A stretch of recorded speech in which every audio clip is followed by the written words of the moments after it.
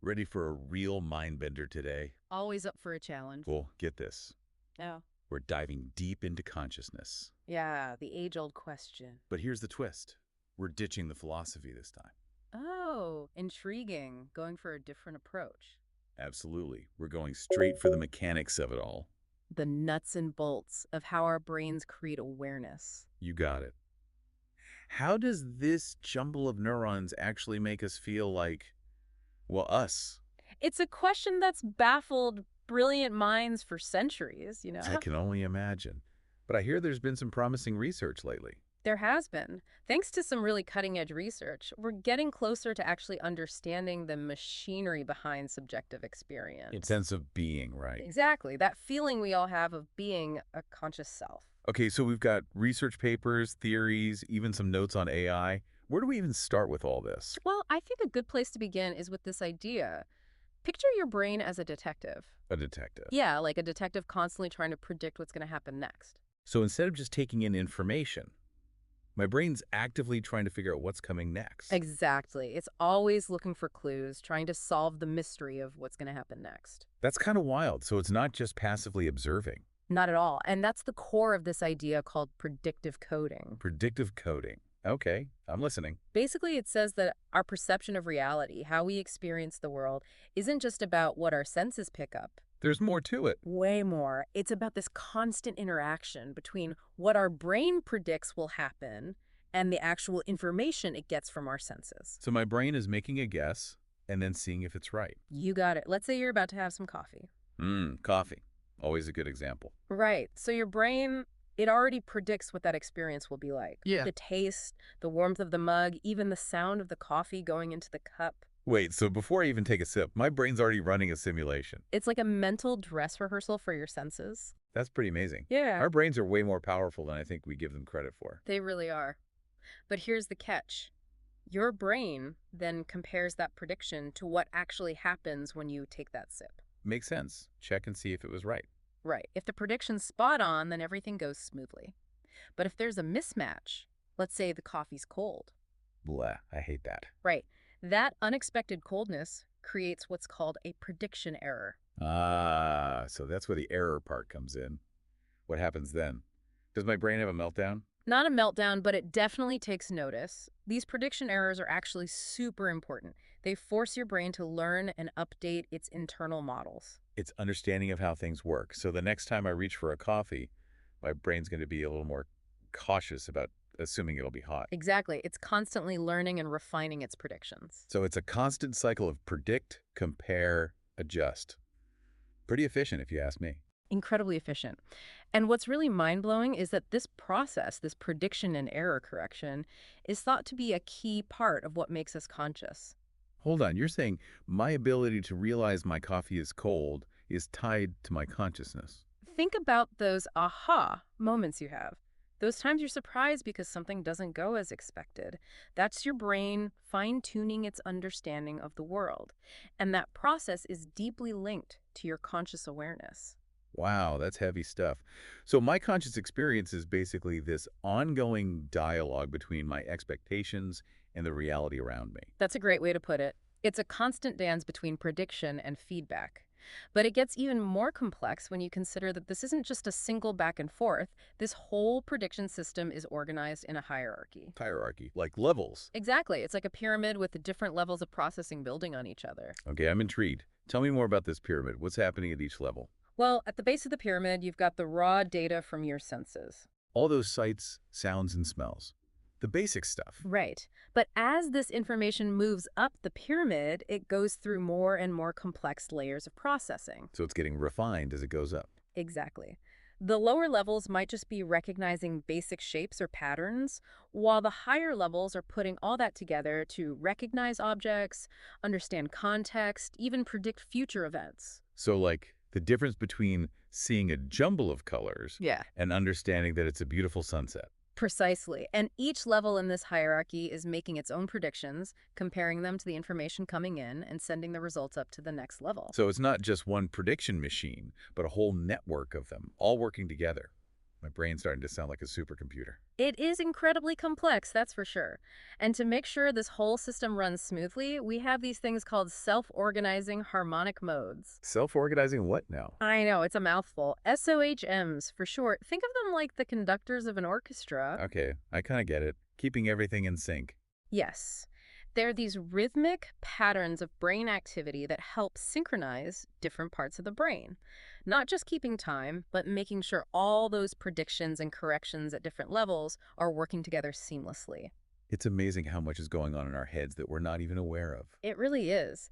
And this whole interplay between prediction, error correction, and global integration through these SOHMs, it's at the heart of how we're starting to understand consciousness from a mechanical perspective. Mind.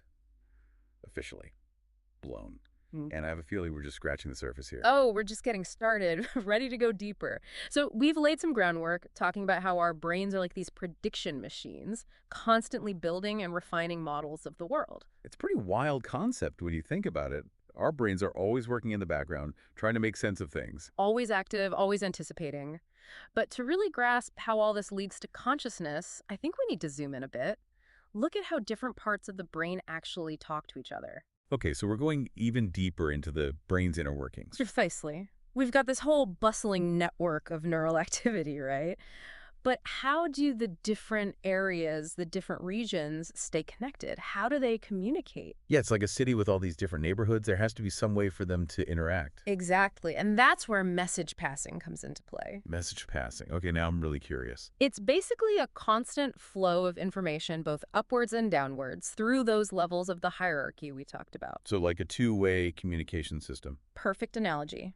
We have what's called bottom-up processing, where the raw data from your senses gets sent up to higher levels for a more complex analysis.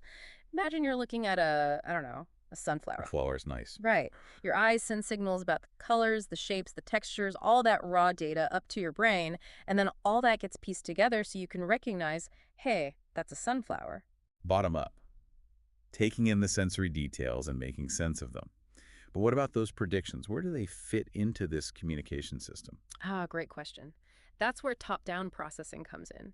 Your brain's predictions, based on your past experiences and knowledge, can actually influence how the lower levels process the incoming sensory data. So my brain might already have a concept of sunflower, and that helps me recognize the specific sunflower I'm looking at. Exactly. It's like your brain saying, okay, based on what I know about sunflowers, pay attention to these key features, and you can probably ignore those other details. It's like a filter, helping my brain focus on what's important. So it's not just one-way traffic. Yeah. It's this dynamic interplay between bottom-up data and top-down predictions. You got it. It's a constant loop with both processes refining each other. And this back and forth is crucial for creating a stable, unified perception of reality. It's making me realize just how much work my brain is doing behind the scenes to make my world feel coherent. I never really thought about it that way. It's a marvel, isn't it? But speaking of this intricate communication network, remember that global neuronal workspace we touched on earlier? Oh yeah, the global announcement system. Exactly. That's where it all comes together.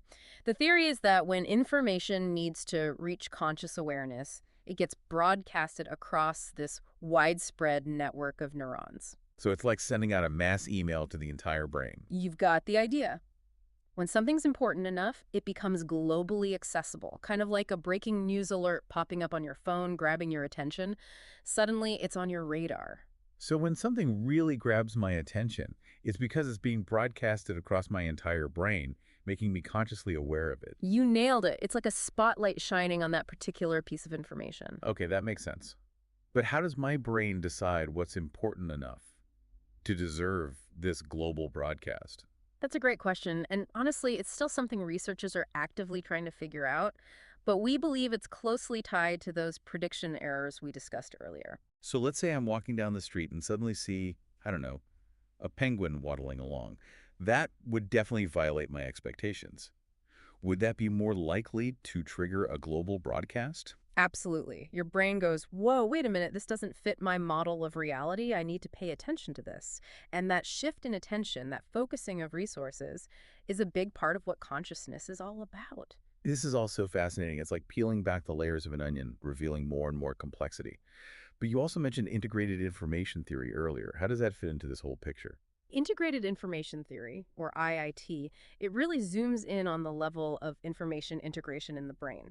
The basic idea is that consciousness is directly linked to the brain's ability to weave together information from different sources. So it's not just about how much information my brain is processing, but how well it can connect the dots. Precisely. It's about creating a unified picture, a coherent whole. Think of it like a jigsaw puzzle. You can have all the pieces, but it's only when you put them together that you see the complete image. So a brain with high information integration would have a richer, more unified experience of the world in itself. That's the idea, and IIT even proposes a way to measure this level of integration using a mathematical concept called phi. It's still a theoretical framework, but it's giving us new ways to think about how we might actually quantify consciousness. Whoa. We're not just trying to understand consciousness philosophically, we're talking about potentially measuring it scientifically. That's pretty mind-blowing. But what about artificial intelligence? You mentioned some interesting connections there. That's right, and this is where things get really intriguing.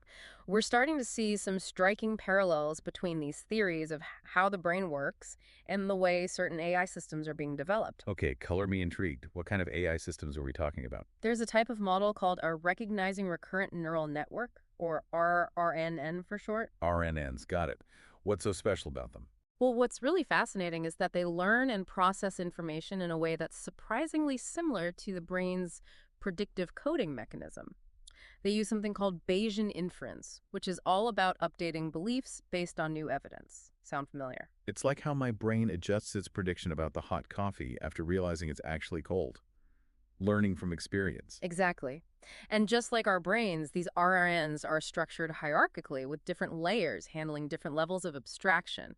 It's like they're mirroring the architecture of our own brains. So by studying these AI models, we might actually gain a deeper understanding of how our own brains work. That's the hope. And some researchers even believe that if we can create truly intelligent and conscious AI systems, they'll need to incorporate these same principles of prediction, hierarchy, and integration that we see in the human brain. So we're not just talking about understanding consciousness, but maybe even replicating it artificially. That's both exciting and a bit daunting. It definitely opens up a whole new realm of possibilities, doesn't it? And a whole lot of ethical questions we need to carefully consider. But before we dive into the world of artificial consciousness, I think it's worth exploring another fascinating idea, one that connects consciousness to data compression. So we've got these RRNNs, these AI systems that seem to be learning and processing information in ways that are eerily similar to our own brains. Yeah, it makes you wonder, doesn't it? Are these AI systems actually conscious? Could they be experiencing the world, like feeling things the way we do? That's the question, isn't it? The million-dollar question. It's like, are we on the verge of creating machines that can actually think and feel? The thing is, we don't even have a solid scientific definition of what consciousness really is. How do you measure it? How do you even know if it's there? It's a tough one, for sure. It's like trying to figure out if a computer can have subjective experiences, emotions. Exactly. But there's one interesting idea out there that I think is worth exploring. Okay, I'm all ears. It comes from an AI researcher, Jürgen Schmidhuber. I've heard that name before. Yeah, he's a big name in the field. And he proposes that consciousness might actually emerge from the brain's ability to compress data efficiently. Data compression, like zipping files on my computer. What does that have to do with consciousness? Think about it. Our brains are constantly bombarded with an insane amount of information from our senses. Sights, sounds, smells, all of it. It's overwhelming. Yeah, I could see that. So, to make sense of it all, our brains need a way to simplify, to organize that flood of data. And that's essentially what data compression is, right? Finding patterns, reducing redundancy, creating more efficient representations. So my brain's like a super efficient zip file, taking all that sensory data and squeezing it down into something more manageable. That's the gist of it. And Schmidhuber argues that this process of compression, this ability to find the essence, the core information, could be a key ingredient in consciousness. It's like creating a simplified model of reality that lets you navigate the world, make decisions, and have that sense of being a unified self. So the better a brain is at compressing data, the more conscious it might be. It's a fascinating idea, isn't it? And it leads us to another really cool concept: artificial curiosity. Artificial curiosity. Now that sounds straight out of science fiction. Are we talking about robots that get bored and start asking deep questions about the universe? Haha. Not quite, though who knows what the future holds. But artificial curiosity is about AI systems that have this intrinsic drive to learn and explore. They're not just passively absorbing information, they're actively seeking it out, trying to fill in the gaps in their knowledge, like little scientists. So these AIs are like little explorers, driven by a need to understand the world around them. Exactly. And some researchers believe that this drive for curiosity, this urge to make sense of things, could be another piece of the consciousness puzzle. After all, humans are naturally curious, right? We ask questions, we explore, we try to figure things out. It's part of what makes us human. Yeah, you're right. It's that thirst for knowledge, a desire to make sense of the world. But how do we actually build that into an AI? What tools are we using to create these curious machines? One powerful tool that's being used in AI research is something called a generative adversarial network, or GAN for short. Jans. I've heard of those. Aren't those the things that can create those incredibly realistic fake images? That's right. They're amazing, aren't they? Imagine two neural networks, like two little AI brains playing a game of cat and mouse. One network, the generator, is trying to create realistic data, like images or music. And the other network, the discriminator, is trying to tell the difference between the real data and the fakes. So they're constantly challenging each other, pushing each other to get better. Exactly. It's a constant back and forth. And through this adversarial process, both networks learn and improve. The generator gets better at creating more convincing fakes, and the discriminator gets better at spotting them. It's like a competition that drives innovation. Pretty clever. Hmm. But how do Jans relate to consciousness? Well, some researchers believe that this ability of JANs to learn through this self-supervised process without needing explicit instructions could hold the key to developing AI systems that exhibit a form of consciousness. Our own brains are constantly doing this, right? Comparing our predictions to reality and adjusting our models of the world. So by mimicking this process in AI, we might be able to create systems that can not only learn, but also experience the world in a way that's closer to our own conscious awareness. It's a possibility, and a very intriguing one. It raises all sorts of fascinating questions about what it means to be conscious, what it means to be human, and what the future might hold for us and the machines we create. This has been an incredible journey. We started with our brains as prediction machines and ended up talking about AI and the possibility of artificial consciousness. And it's really just the beginning. There's still so much we don't know about how consciousness arises, both in our own brains and potentially in the machines we build. It's both exciting and a little scary to think about what the future holds. But for our listeners out there, what's the key takeaway from all of this? What should they be pondering as they go about their day? I think the big takeaway is this. By looking at consciousness through a mechanical lens, we're starting to make real progress in understanding one of the biggest mysteries of existence.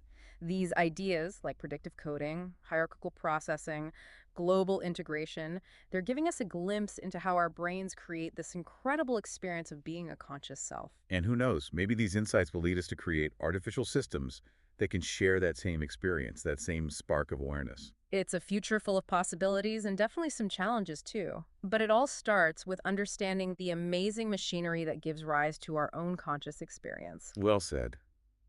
That's all the time we have for today's deep dive, but keep those brains buzzing and join us next time as we explore another fascinating frontier of knowledge.